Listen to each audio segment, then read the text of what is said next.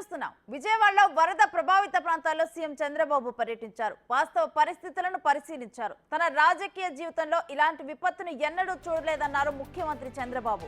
వరద బాధితులని ఖచ్చితంగా ఆదుకుంటామన్నారు. వారికి కావాల్సిన నిత్యావసరాలను ఇస్తామన్నారు. ఈ రాత్రికి బెజవాడలోనే ఉంటానని తెలియజేశారు. గంట గంటకు పరిస్థితిని సమీక్షిస్తానన్నారు Chandrababu.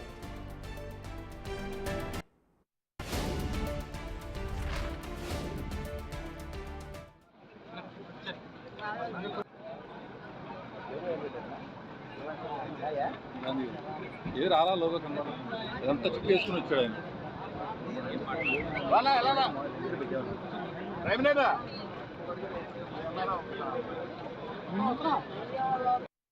There is a huge problem here. Budameru water totally has come to this area.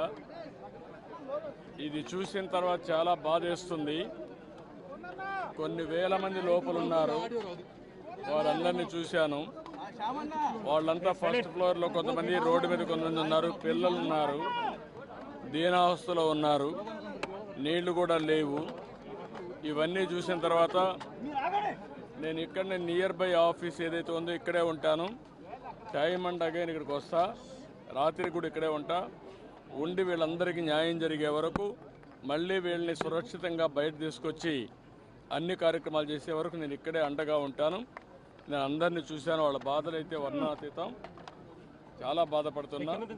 ఓసారి నేచర్ చేసిన పని, గత పాలకుల యొక్క వైఫల్యం వల్ల బుడమేరు బ్రీచ్ అయింది. అది ఎవరు నోటీస్ చేయలేకపోయారు. ఈ 3 నెలల్లో అది ఎప్పుడో క్లోజ్ చేసి ఉండాల్సింది. ఈ యొక్క ఎక్కువ వర్షం పడడం, ఎక్కడ చూసినా నీళ్లు వచ్చేయడం, దానివల్ల ఆ నీళ్లంతా వచ్చి టౌన్ మీద పడిపోయింది. నా రాజకీయ జీవితంలో ఎప్పుడూ ఇంత విపత్తు విజయవాడలో చూడలేదు. ఇది ఒక పెద్ద విపత్తు. దీన్ని ఏ విధంగా హ్యాండిల్ చేయాలనో అన్ని విధాలు హ్యాండిల్ చేయాలి. నేను ఇక్కడే ఉంటాను. సర్వశక్తులు వినియోగిస్తాం. వాళ్ళని పూర్తిగా కాపాడుకుంటాం. నేను ఆ ఇండ్లపై ఉండే వాళ్ళకి అందరికీ ఒకటే భరోసా ఇస్తున్నా. అవసరమైతే మళ్ళీ వస్తాను ఇక్కడికి. నేను ఎప్పటికప్పుడు పర్యవేక్షిస్తా. పూర్తిగా వాళ్ళని అన్ని విధాలు రక్షించే వరకు నేను ముందుంటాం. అదే మరి ఇప్పుడు బోట్స్ అన్ని పెడతాం. వాళ్ళకి కావాల్సిన నిత్యావసర వస్తువులన్నీ సరఫరా చేస్తాం. మంచినీళ్ళు పంపిస్తాం. మీరు కూడా తొందరపడద్దండి. ఎందుకు నేను మిమ్మల్ని అందరినీ కోరుతున్నారంటే, ఇప్పుడు చేస్తానమ్మా, అదే ఇప్పుడు మరిగా ఇప్పటి నుంచి ఒక గంటకి అదేమా ఇప్పటి నుంచి ఒక 25,000 మందికి నేను నోటీస్ చేశాను. భోజనం కూడా సరిగా లేదు, సదుపాయాలు లేవు, మంచినీళ్ళు కూడా లేవు. మొత్తం నేను డబ్ చేస్తాను. బోట్ల ద్వారా అవే పంపిస్తాను. ఎవరైనా ఆరోగ్యం బాగాలేకుండా ముసలి వాళ్ళు కానీ చిన్నపిల్లలు ఉంటే వాళ్ళని బయట తీసుకొద్దాం. నేను ఒకటే ఈ ప్రాంతంలో అందరినీ కోరుతున్నా. బిల్డింగ్లు ఉన్నాయి, కింద ఉండే వాళ్ళందరినీ ఫస్ట్ ఫ్లోర్లో అట్లా మీరు అకామిడేట్ చేయండి. కష్టకాలంలో మానవతా దృక్పథంతో మీరు కూడా సహకరించండి. పూర్తిగా అందరినీ ఆదుకునే బాధ్యత నేను తీసుకుంటాను. ఆఫీసర్స్ అందరినీ పిలిపిస్తాను. నేను ఇక్కడే ఉంటాను. నేను ఎక్కడికి పోవడం లేదు, ఇక్కడే ఉంటా. ఇక్కడే నియరెస్ట్ ఆలోచిస్తున్నా. నియరెస్ట్ కలెక్టరేట్ అంటున్నారు. అంతకంటే ఇంకా దగ్గరగా ఉంటే ఆ బిల్డింగ్లో ఉంటా.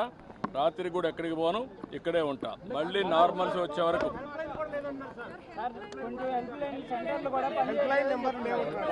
మొత్తం హెల్ప్ లైన్ పెడతాను. హెల్ప్ లైన్ పెడతాను. ఇప్పుడే ఇస్తాను. ఆఫీసుకు పోతానే హెల్ప్ లైనే కాకుండా నేనే కూర్చుంటా. మీకు గంటకి మీకు న్యాయం జరిగే వరకు, అన్ని విధాలా కాపాడుకునే వరకు నేను ఇక్కడే ఉంటా. అన్నీ చేస్తాను. రెస్క్యూ టీంలు ఇక్కడ NDRF కావాలి, బోట్లు కావాలి. మనుషులు ఉన్నారు కానీ బోట్లు లేవు. ఏం చేయాలి అవన్నీ వర్కౌట్ చేస్తున్నా. బోట్స్ కూడా ఆర్గనైజ్ చేస్తాను. నేను వెళ్ళి కొంచెం ఆర్గనైజ్ చేసుకొని నేను మాట్లాడతాను. టైం టు టైం మీకు ఇన్ఫర్మేషన్ ఇస్తాను. ఎవ్రీ అవర్కి ఇస్తాను.